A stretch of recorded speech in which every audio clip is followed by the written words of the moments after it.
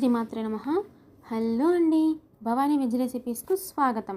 ఈరోజు పిల్లలకి పెద్దవాళ్ళకి బాగా ఇష్టమైన పిజ్జా హెల్దీ వర్షన్లో ఇంట్లో ఎలా చేసుకోవాలో ఓవెన్ లేకుండా చూసేద్దాం రండి.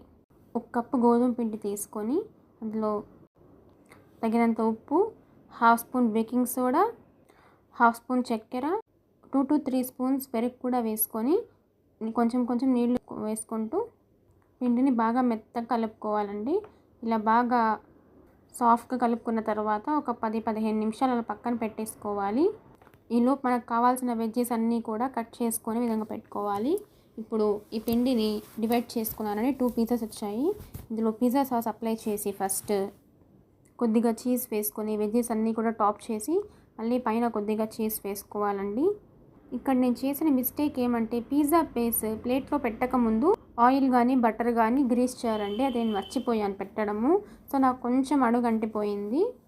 మీరు మర్చిపోకుండా ప్లేట్ని గ్రీస్ చేసి ఈ పిజ్జా బేస్ అనేది పెట్టండి. అందులో టాపింగ్స్ అన్నీ వేసుకున్న తర్వాత ప్రీ హీట్ చేసుకున్న మందంగా ఉండే కడాయిలో ఇలా ఒకదానిపైన ఒకటి పెట్టేసుకున్నానండి.